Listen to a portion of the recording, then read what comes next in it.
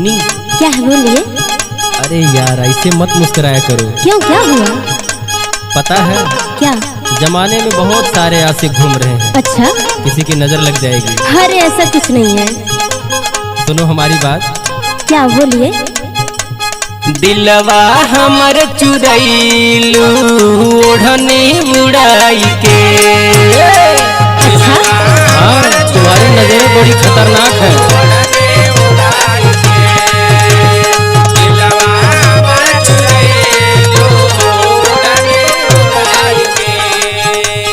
दिलवा हमर चुरैलू ओढ़नी उड़ाई के।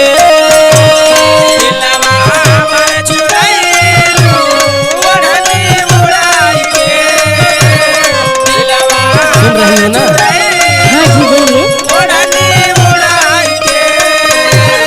दिलवा हमर चुरैलू ओढ़नी उड़ाई के।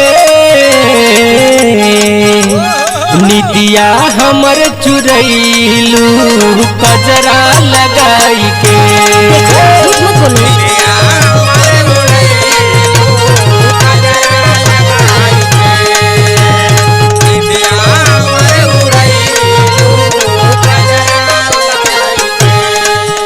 शंकर जी हमारा सुनिए। हाँ सुनाइए। तू तबास गईला है दिलवा में आई के। अच्छा ऐसी बात है। हाँ यही बात है। इसी टाइम का हमको भी इंतजार था। अच्छा सही है। हाँ तू तबास गईला दिलवा में आई के।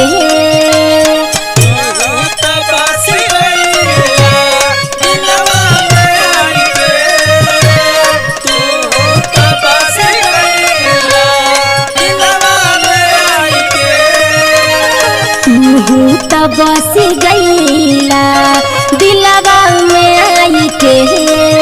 हमारा सुनिए। हाँ सुनाइए। हो सतरा ही लाए जान तोहरा के पाई के।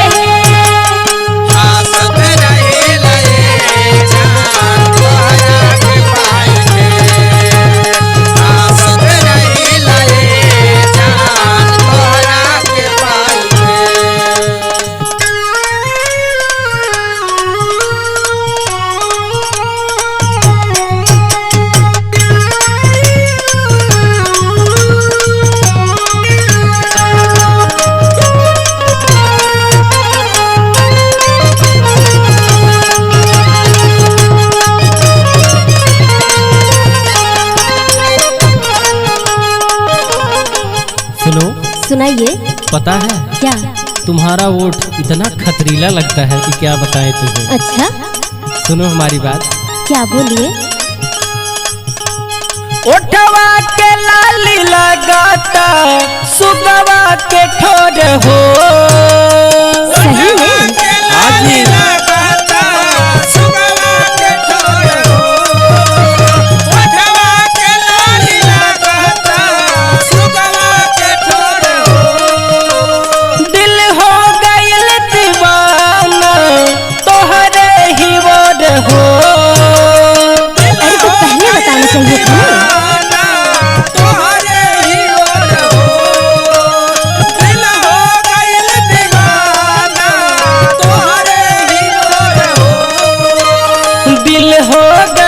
दीवाना तोहरे ही ओर हो। सुनो। क्या? बताइए। निदिया से तू जगा देलू पायल बजाई के। क्या कर दिया